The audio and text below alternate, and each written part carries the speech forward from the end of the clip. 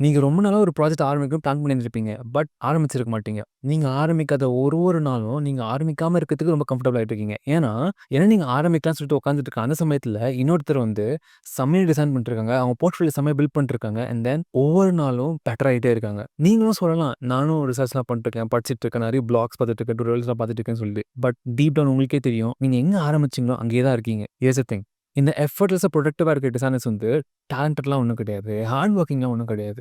அவங்க வந்து ஐடியாக்கும் ஸ்டார்ட் பண்றதுக்கு நடுவுல இருக்க ஃப்ரிக்ஷன் எப்படி ரிமூவ் பண்றதுன்னு கத்துக்கிட்டாங்க. இது வந்து இன்னொரு மோட்டிவேஷனல் வீடியோலாம் கிடையாது. Life is race run discipline தான் எல்லாமே முக்கியம். அந்த மாதிரி ஒரு வீடியோ கிடையாது இது. ஃபர்ஸ்ட் ஏன் ஆரம்பிக்கிறது ரொம்ப கஷ்டமா இருக்குன்றத நம்ம புரிஞ்சுப்போம்.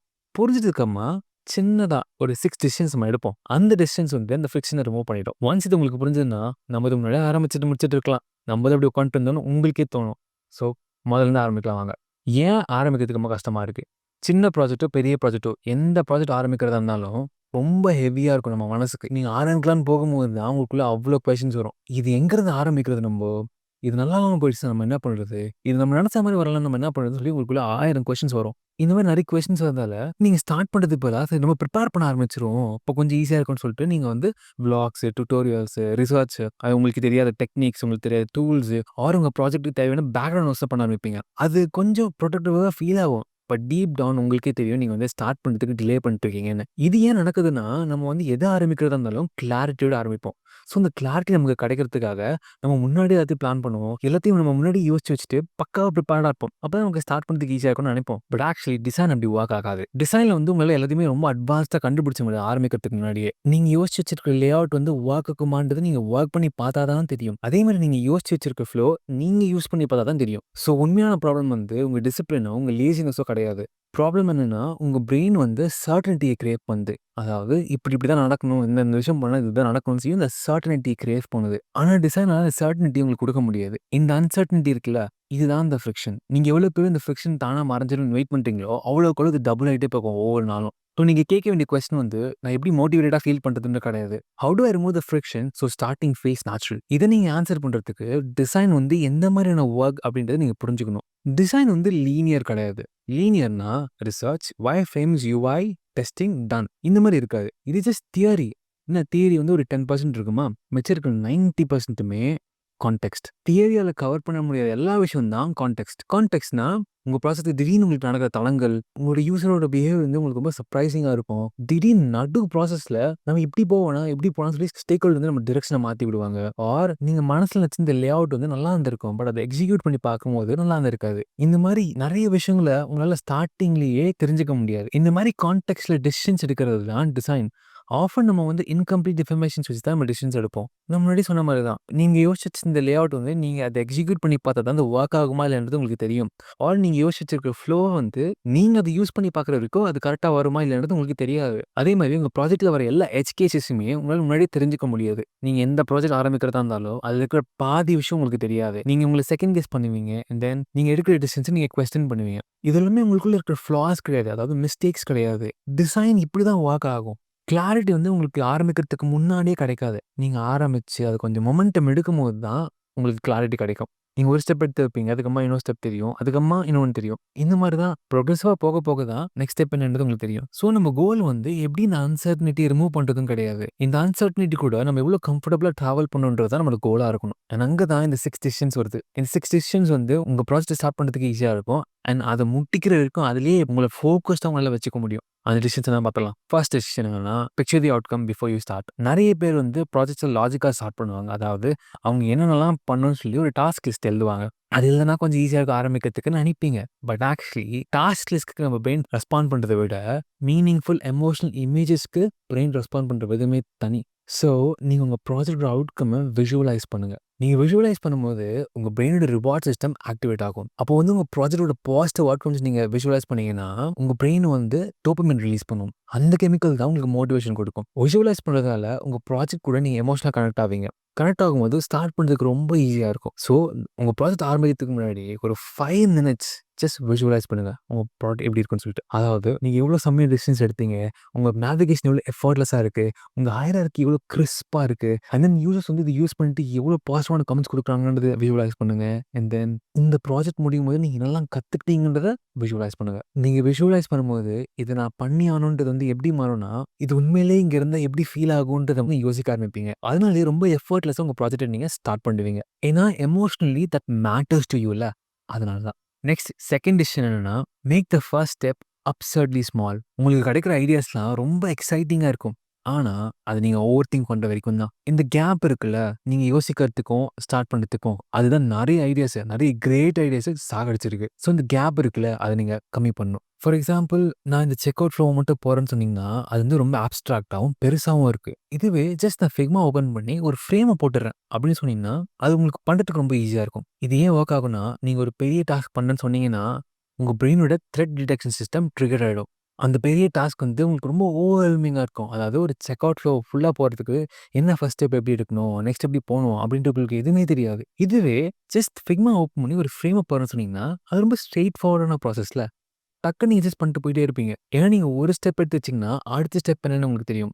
இன்னும் கிளியரா அதுக்கு அடுத்த ஸ்டெப் என்ன வைக்கணும்ன்றது உங்களுக்கு தெரியும். இப்படியே போக போக மொமெண்டம் பில்ட் ஆகும். அந்த மொமெண்டம் உங்களுக்கு ஆட் பண்ணிட்டே போயிடும். நீங்க வந்து உங்க ஸ்டாண்டர்ட்ஸ லோவர் பண்ணல. அந்த ஆரம்பிக்கிறதுக்கான பேரியர்ஸ தான் நீங்க வந்து கம்மி பண்றீங்க. அவ்வளோதான். நெக்ஸ்ட் தேர்ட் டெசிஷன் என்னன்னா, build a start signal your brain recognises. Motivation வந்து ஒரு ப்ராஜெக்ட் நம்ம ஆரம்பிக்கிறதுக்கு முன்னாடி பீக்லலாம் இருக்காது. நம்ம ஆக்ஷன் எடுக்க எடுக்க தான் அது பீக்குக்கு போகும். அப்போ நம்ம ஃபர்ஸ்ட் ஆக்ஷன் எடுக்கணும். அது எடுக்கிறதுக்கு தான் இந்த ரிச்சுவல் ரொம்ப ரொம்ப இம்பார்ட்டன்ட்.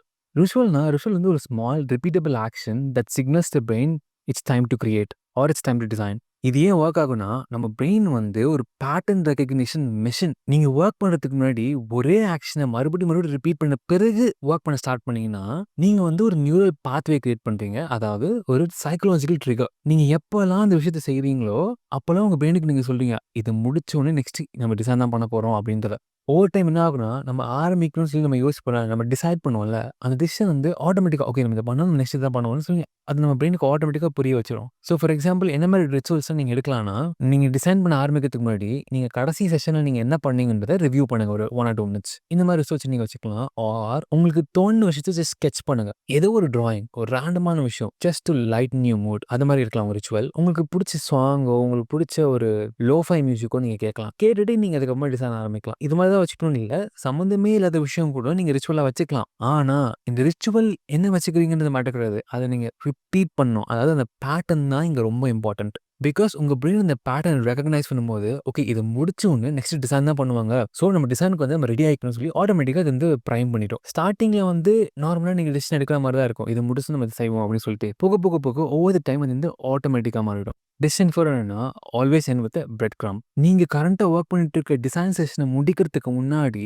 அடுத்து என்ன பண்ண போறீங்கன்றது எழுதிட்டு செஷன முடிங்க. அதாவது நெக்ஸ்ட் வந்து நம்ம ஹெட்டரோட ஸ்பேஸ நம்ம அட்ஜஸ்ட் பண்ணணும். ஆர் இந்த கலர் நம்ம ட்ரை பண்ணி பார்க்கலாம். இந்த சிடிஏக்கு அப்படின்றது இருக்கலாம். ஆர் நம்ம நேவிகேஷனோட பிஹேவியர்ஸ் எப்படி ஒர்க் ஆகுதுன்னு நம்ம டெஸ்ட் பண்ணலாம். இந்த மாதிரி எதுவா வேணா இருக்கலாம். ஜஸ்ட் 1 லைன்ல எழுதிக்கோங்க. இந்த லைன்லாம் வந்து ஆக்ஷனபிளா இருக்கணும். இது ஏன் ஒர்க் ஆகும்னா, நம்ம பிரெயினுக்கு ஆம்பிகியூட்டினாலே புடிக்கவே புடிக்காது. நீங்க உங்க ரிசர்ச் செஷன முடிக்கும்போது கிளாரிட்டியோட முடிக்கலன்னா, உங்களோட நெக்ஸ்ட் செஷன் நீங்க ஆரம்பிக்கிறதுக்கு உங்களுக்கு நெறைய காக்னிட்டிவ் லோட் எடுக்கும். எப்படின்னா, நீங்க எந்த மைண்ட் செட்ல ஒர்க் பண்ணிட்டு இருந்தீங்கன்றத அந்த மைண்ட் செட் நீங்க ஞாபகம் வச்சுக்கணும். அந்த மைண்ட் செட் நீங்க மறுபடியும் கொண்டு வரணும். அதுக்கு நீங்க என்னலாம் பண்ணீங்கன்னு நீங்க ஞாபகம் வச்சுக்கணும். இதெல்லாம் பண்ண பிறகு நெக்ஸ்ட் நீங்க என்ன பண்ணணும்னு டிசைட் பண்ணணும். இவ்ளோ விஷயங்கள் இருக்கு. ஆனா பிரெட் கிரம்ப் வந்து இந்த என்டயர் ஃபிரிக்ஷன ரிமூவ் பண்ணிடும். ஏன்னா நீங்க நெக்ஸ்ட் செஷன் ஆரம்பிக்கும்போது என்ன பண்ண போறீங்கன்றது தெரிஞ்சுச்சுன்னா, அதுக்கு முன்னாடி நீங்க என்ன மைண்ட் செட்ல நீங்க என்னலாம் ஞாபகம் வச்சுட்டு இருந்தீங்கன்னு உங்களுக்கு ஆட்டோமேட்டிக்கா ஞாபகம் வந்துரும். அதனால உங்க நெக்ஸ்ட் செஷன வந்து நீங்க எஃபோர்ட்லெஸ்ஸா ரொம்ப ஈஸியா ஸ்டார்ட் பண்ணுவீங்க. இன்னொரு பெரிய விஷயம் என்னன்னா, நீங்க இந்த மாரி நெக்ஸ்ட் என்ன பண்ண போறீங்கன்றத எழுதிட்டீங்கன்னா, உங்க மொமெண்டம் நீங்க வொர்க் பண்ணலைனாலும் அப்படியே இருக்கும். ஏன்னா, நீங்க நெக்ஸ்ட் என்ன பண்ண போறீங்கன்னு சொல்லிட்டீங்கல்ல. அதனால பிரெயின் வந்து பேக்கிரவுண்ட்ல ப்ராசஸ் பண்ணிட்டே இருக்கும். ஸோ நமக்கு ஆரம்பிக்கிறதுக்கு ரொம்ப எஃபோர்ட்லெஸ்ஸா இருக்கும். நெக்ஸ்ட் 5த் டிசிஷன் என்னன்னா, measure process by understanding not output. நெறைய டிசைனர்ஸ் வந்து இவ்ளோ ப்ராக்ரஸ் இருக்கு. நான் இவ்ளோ தான் முடிச்சிருக்கேன் அப்படின்னு சொல்லிட்டு ஈஸியா குவிட் பண்ணுவாங்க. ஏன்னா, அவங்க ப்ராக்ரஸ வந்து அவங்க டெலிவரபிள்ஸ வச்சு மெஷர் பண்றாங்க. அதாவது இன்னைக்கு நான் எத்தன ஸ்கிரீன் டிசைன் பண்ணியிருக்கேன் அந்த மாரி. ஆனா டிசைன் அப்படி ஒர்க் ஆகாது. சில நாள் நீங்க வந்து நெறைய ஐடியாஸ் எக்ஸ்ப்ளோர் பண்ணுவீங்க. டிஃபரெண்ட் டெஸ்டிங் அப்ரோச்சஸ நீங்க வந்து எக்ஸ்ப்ளோர் பண்ணுவீங்க. ஆர் நீங்க ப்ராப்ளம ரீஃப்ரேம் பண்ணுவீங்க. இது எதுவுமே உங்களுக்கு ஒரு பிசிக்கலான ஒரு அவுட்கம் குடுக்காது. ஆனா, திஸ் ஸ்டில் கவுண்ட்ஸ். ஏன்னா, நீங்க உங்க ப்ராக்ரஸ் அவுட்கம்ம பேஸ் பண்ணி மெஷர் பண்ணீங்கன்னா, உங்க ப்ராஜெக்ட்ட நீங்களே குழி தோண்டி புதைக்கிற மாரி தான். எஸ்பெஷலி இந்த எக்ஸ்ப்ளோரேஷன் ஃபேஸஸ்ல உங்க ப்ராஜெக்ட் இருந்ததுன்னா, உங்களால எந்த ஒரு பிசிக்கலான அவுட்கமும் காமிக்க முடியாது. ஆனா, நீங்க எந்த அளவுக்கு புரிஞ்சுக்கிட்டீங்கன்றத ப்ராக்ரஸா மெஷர் பண்ணீங்கன்னா, ஓகே நம்ம இவ்ளோ பண்ணியிருக்கோம்னு சொல்லிட்டு உங்க வொர்க்க நீங்க வேலிடேட் பண்ணிட்டு, இன்னும் எங்கேஜ்டா வொர்க் பண்ணுவீங்க. பிகாஸ் நீங்க ஜஸ்ட் ஸ்கிரீன்ஸ பில்ட் பண்ணல. உங்க அண்டர்ஸ்டாண்டிங் தான் பில்ட் பண்றீங்க. பேட்டர்ன்ஸ ரெகக்னைஸ் பண்றீங்க. எது வொர்க் ஆகும், எது வொர்க் ஆகாது அப்படின்னு சொல்லி உங்க ஜட்ஜ்மெண்ட்ஸ நீங்க ஷார்ப்பன் பண்றீங்க. இதுதான் ரியல் ப்ராக்ரஸ்.